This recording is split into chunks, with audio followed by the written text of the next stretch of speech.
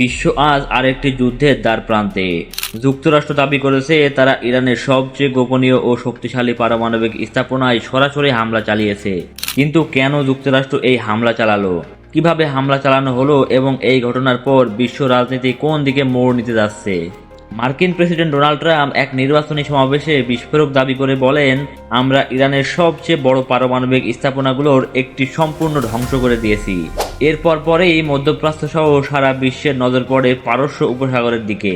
গোপন তথ্য ফাঁস হয়, যুক্তরাষ্ট্র ইরানের ফর্ডো, নাতাঞ্জ এবং ইস্পাহান নামের তিনটি গুরুত্বপূর্ণ পারমাণবিক স্থাপনায় বিমান ও মিসাইল হামলা চালিয়েছে।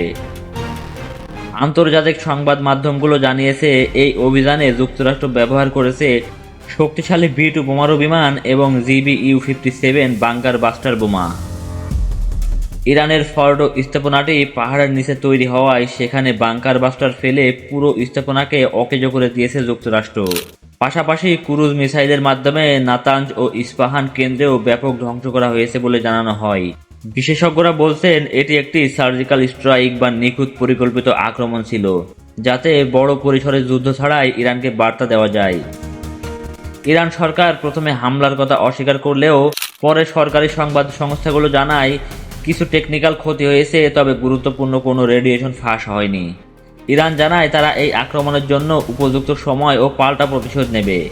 এরই মধ্যে ইরানের সেনাবাহিনী উচ্চ সতর্কতায় রয়েছে এবং দেশটির পরমাণু কর্মসূচি গোপন স্থানে স্থানান্তর করা হয়েছে। জাতিসংঘ, ইউরোপীয় ইউনিয়ন ও রাশিয়া এই হামলার ব্যাপক নিন্দা জানিয়েছে।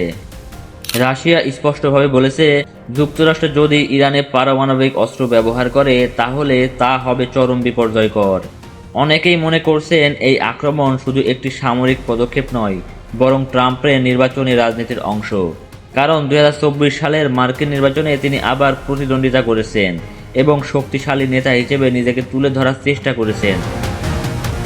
এখন প্রশ্ন হচ্ছে, এই হামলা কি আসলে ইরানের পরমাণু হুমকি ঠেকাতে কার্যকর ছিল, নাকি এটা ছিল যুদ্ধ উস্কে দেওয়ার একটি পরিকল্পিত কৌশল?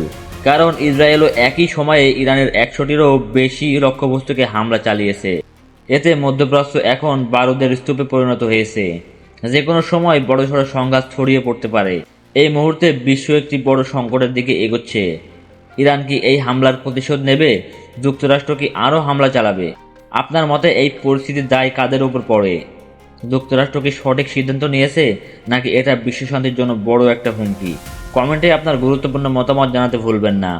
এমন আরও আপডেট ও গভীর বিশ্লেষণের জন্য সাবস্ক্রাইব করুন আমাদের চ্যানেলটি। আমরা ফিরছি আরও বড় আন্তর্জাতিক ঘটনার বিশ্লেষণ নিয়ে। পরবর্তী ভিডিওতে দেখা হবে।